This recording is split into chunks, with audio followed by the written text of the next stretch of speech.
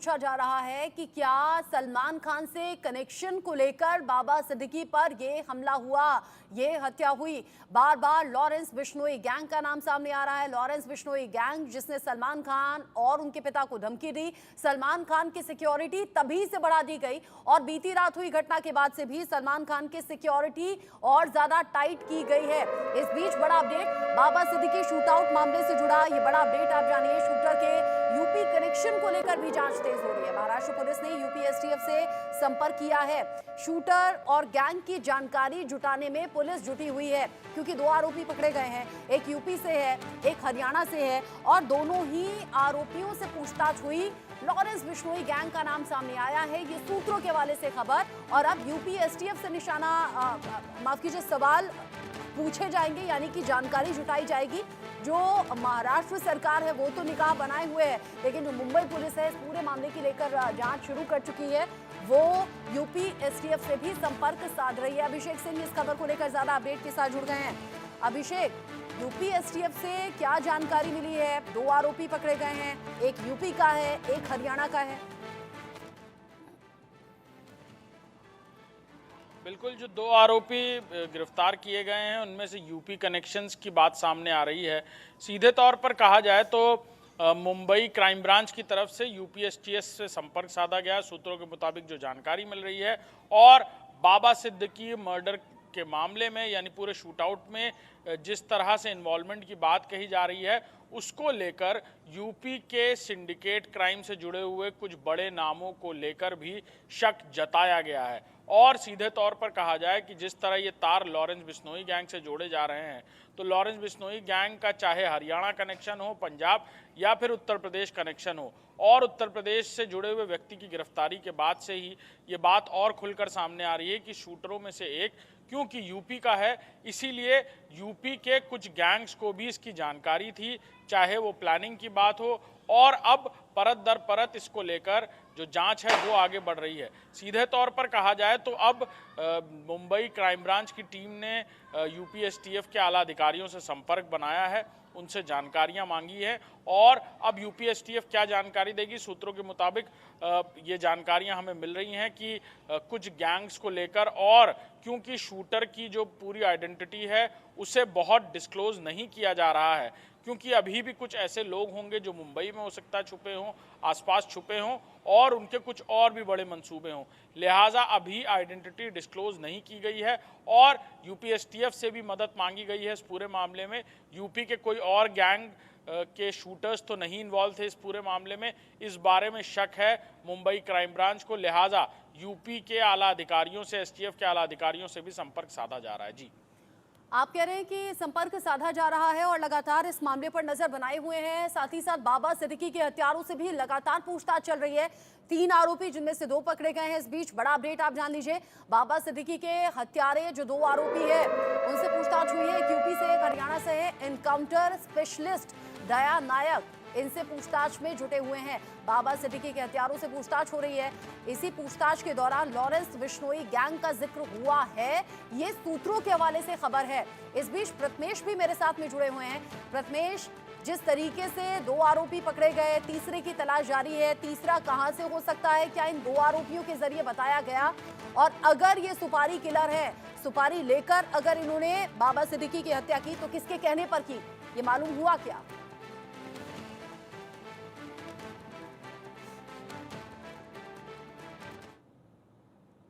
बाबा सिद्दीकी की जिस तरीके से कल हत्या कर दी गई है और जिस तरीके से जो दया नायक है, इन सब जो चीज़ है, ये जो पूरा केस है या इसके जो इंचार्ज है पूरे, इनके नेतृत्व में जो है पूरी अब जांच की जा रही है। जिस तरीके से लॉरेंस बिश्नोई के नाम, जिस तरीके लॉरेंस बिश्नोई जो गैंग है उसका नाम जो है उठ के सामने आ रहा है, तो ये सब एक बड़े जाँच का विषय।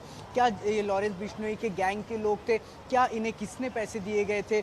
क्योंकि ये जो है पूरी सुपारी किलिंग के नज़रिए से इसे पूरा देखा जा रहा है, हर एंगल से है इसे पूरी जांच की जा रही है, क्योंकि जिस तरीके से पूरा लॉरेंस, ऐसा कहा जा रहा है कि जिस सूत्रों के हवाले से खबर है कि जिस तरीके से इन्हें पैसे दिए गए थे और पैसे देने के बाद ये लोग मुंबई आए थे और मुंबई आने के बाद 25 से 30 दिन का जो है रेकी ऑपरेशन जो है इन्होंने किया था।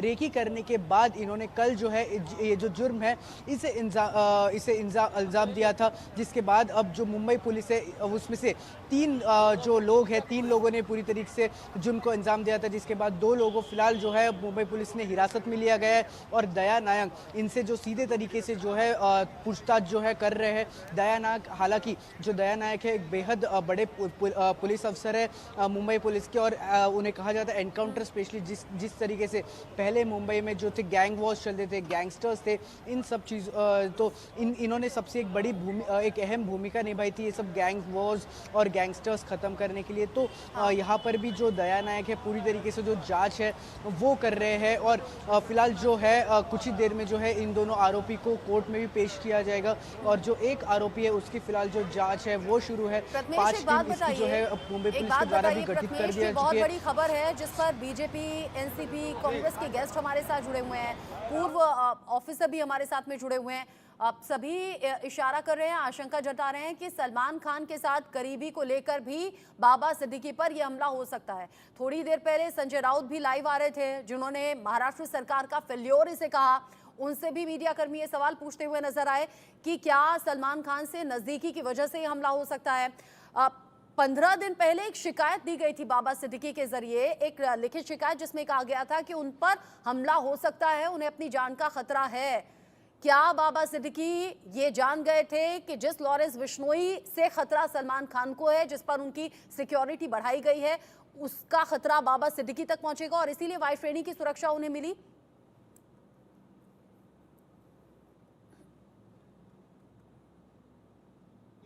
जिसके बाद पुलिस की तरफ से ऐसा कंफर्म किया गया था कि जो बाबा सिद्दीकी उन्हें कोई किसी भी तरह का खतरा नहीं था, लेकिन ये अचानक होने वाला ऑपरेशन, तो हम लोग इसे कह सकते हैं कि एक इंटेलिजेंस फेलियर या फिर जो मुंबई पुलिस का एक फेलियर माना जा सकता है, क्योंकि जिस तरीके से 25 से 30 दिन का जो रेकी ऑपरेशन किया गया है, और रेकी ऑपरेशन अगर आप करते हैं तो कहीं ना कहीं मुंबई पुलिस को एक थोड़ी सी जो एक अलर्ट है, एक येलो अलर्ट तो भी होना चाहिए था, लेकिन इसमें कोई भी येलो अलर्ट घोषित नहीं किया गया था या फिर कोई अलर्ट इसमें घोषित नहीं किया गया था। तो एक सबसे यानी आप कह रहे हैं आरोपियों ने रेकी की, उसके बाद में इस घटना को अंजाम दे दिया, पुलिस को इसकी भनक तक नहीं लगी। अब मुझे ये बताइए प्रथमेश, चूंकि सलमान खान ने बिग बॉस की शूटिंग छोड़ी, तुरंत वो लीलावती अस्पताल जाना चाहते थे, मुंबई पुलिस ने कहा कि आप सिक्योरिटी में रहिए, आपकी जान को खतरा है, और सिक्योरिटी सलमान खान की जो पहले थी वो बढ़ा दी गई है। अभी सलमान को लेकर जानकारी है क्या, कहां पर है?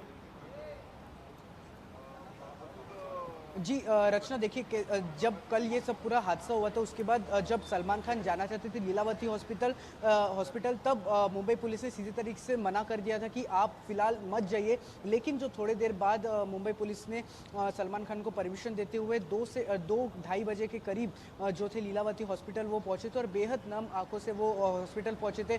और फिलहाल अगर मैं बात करूँ तो सलमान खान की जो सिक्योरिटी है वो फिलहाल थोड़ी बढ़ा दी गई है और टाइट कर दी गई है, क्योंकि जिस तरीके से लॉरेंस बिश्नोई के गैंग का जो नाम है वो उठ के आ रहा है, और जिस तरीके से पहले भी देखा गया है कि किस तरीके से सलमान खान के जो पहले भी जो फायरिंग हुआ था उनके घर पर, तो वो भी लॉरेंस बिश्नोई से गैंग से जुड़ा था। उनके जो पिता है सलीम खान, उन्हें भी लॉरेंस बिश्नोई के गैंग से जो है कहीं ना कहीं धमकी भरे खत या फिर जो कहा जा रहा था वो आ रहा है, उनके धमकी आ रही है लॉरेंस बिश्नोई गैंग का जिक्र आपने किया है, सलमान खान का जिक्र किया है। प्रथमेश, यहीं से अपनी बात आगे बढ़ाइएगा। बिहार के मूलतः निवासी रहे, और कुछ दिनों पहले ही जो है जब बॉम्बे हम गए थे तो उनसे भी मुलाकात हुई थी, उनके पुत्र से भी मुलाकात हुई थी।